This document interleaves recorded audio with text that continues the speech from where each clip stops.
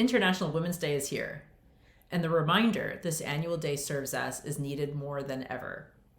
As Afghan women are pushed out of one public space after another, from secondary school to business to government to higher education, from even being allowed to move about freely, they consistently refer to being rendered invisible, as disappearing, as being erased.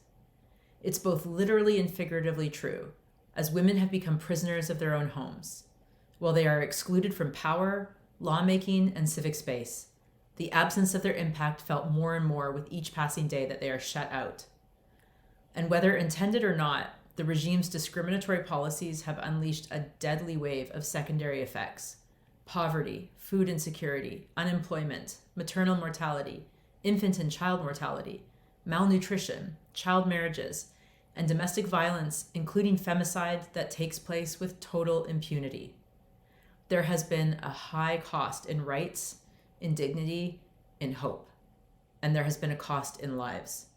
Already, in just 2 years, the damage done will leave scars for generations, and the economic and social costs of this period will take decades to recover from. Yet, at the same time as we witness this tragic situation, we also witness the resistance to it. At our organization, we get an intimate and up-close view of this resistance every day. And that's the reason we are hopeful and determined. Every single day, we process requests from women and girls for help buying books, paying for tuition, lab equipment, transportation, exam fees, internet access, power banks, tablets, and laptops. Despite a ban on public education past grade 6 and on all higher education, women and girls are studying everything from economics to English to computer science, business, midwifery, statistics, medicine, biology, nursing, graphic design, you name it. These women and girls, a rising tide, are securing their futures despite the odds.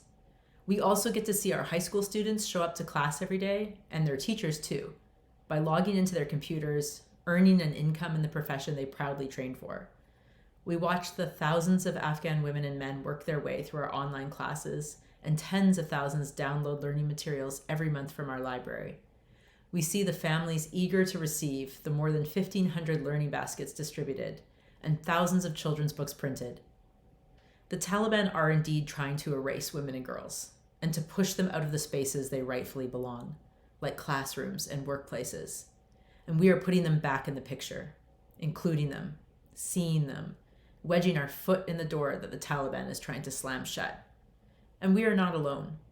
We sit among 40 other organizations in Afghanistan and around the world with a shared commitment to ensuring education continues no matter what at the Alliance for the Education of Women in Afghanistan, besides other coalitions collectively working to restore the right to education, to operationalize alternatives in the meantime, and to call for the criminalization of gender apartheid under international law.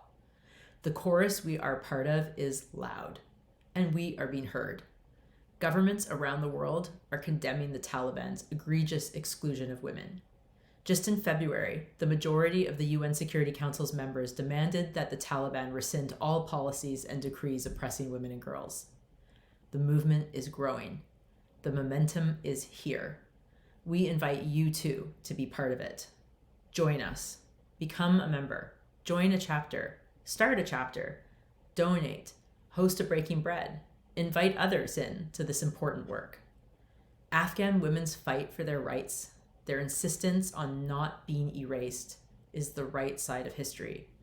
When women are brought back into the picture, they and the world have everything to gain.